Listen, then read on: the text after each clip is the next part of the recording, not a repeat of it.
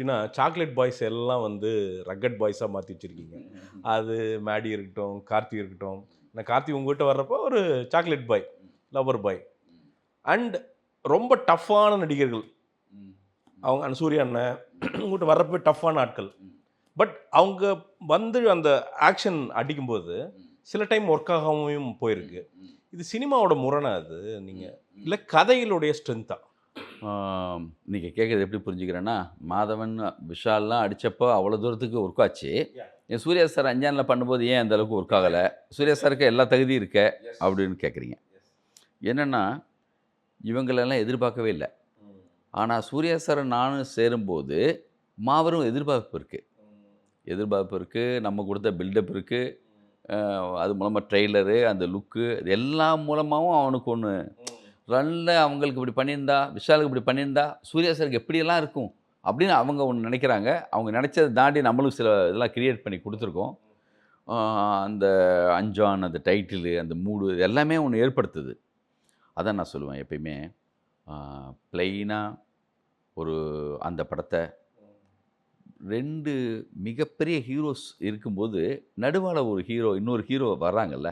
அந்த ட்ராவல் ஆகி வரும்போது இருக்கிற ஒரு பிரச்சனை அது. அது அந்த ஹீரோஸ்க்கு சம்மந்தம் இல்ல.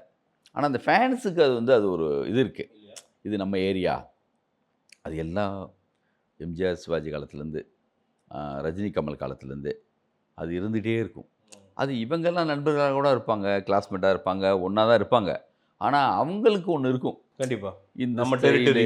ஆ கரெக்ட், கரெக்ட். இதுக்குள்ள வராருங்கிறப்போ, சின்னதா ஒரு எனக்கே இருந்திருக்கு. நான் தான் சொல்றேனே, நான் ஒரு ரசிகனா, ரஜினி ரசிகனா இருந்தப்போ, விஜயகாந்த் சார் மேல எனக்கு என்ன? ஆனா, அவர் படம் பார்க்கும்போது, இது ரஜினி சார் படம்லாம் ரஜினி சார்லாம் பண்ணியிருக்கணும். இந்த இது வந்து ரஜினி சார் பண்ணியிருந்தா எப்படி இருக்கும்னு நம்மளுக்கே தோணியிருக்கு. நம்மளுக்கே இருக்கு அது. அதுதான் இன்னைக்கு ரசிகர்கள்ட்டயும் இருக்கு. அது ஒரு காலகட்டம் வரைக்கும் இருக்கும். அது ஒரு சில ப்ராஜெக்ட்ஸ் மூலமா அது வந்து அவங்க அப்படியே அப்படியே ஏறிடுவாங்க. இப்போ ஹைதராபாத்ல ஒரே நேரத்தில 3 சூப்பர் ஸ்டார் இருக்காங்க. அத அக்செப்ட் பண்ணிக்கிறாங்கல்ல. கண்டிப்பா. அது ஒரு நேரத்தில ஆகும். அது அப்படி மாறும் அந்த மாரி. ஆ இப்ப சூர்யா சாருக்கான அதுக்கான அ உதாரணத்துக்கு அஞ்சான் பாருங்க. அஞ்சானுக்கு அப்புறம் தான் விக்ரம் வருது. எப்போ ரொம்ப நாள் கழிச்சு 10 வருஷம் கழிச்சு. அந்த விக்ரம்ல எண்ட்ல வர்ற அந்த சூர்யா சார் வந்து, அது எவ்வளோ பெரிய பில்டப்பு. அது ஆடியன்ஸ் ஒத்துக்கிறான்.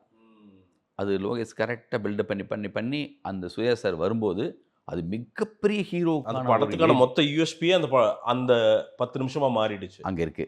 ஆமா. அத ஒத்துக்கிட்டாங்கல்ல. ம். அது ஒத்துக்கிட்டாங்கனாலே அவர ஹீரோவா ஒத்துக்கிட்டாங்கன்னு அர்த்தம் தான். அது அதுக்கான எல்லா தகுதியும் அவருக்கு இருக்கிறதுனால தான் அந்த இது தாங்குது. இல்லாட்டா அது வந்து ஏய் பத்தலடாங்கிற மாரி இருந்திருக்கும். இப்ப அஞ்சான்லயே நான் இன்னும் கொஞ்சம் என் சைட்ல தப்பு இருக்கு. ம்.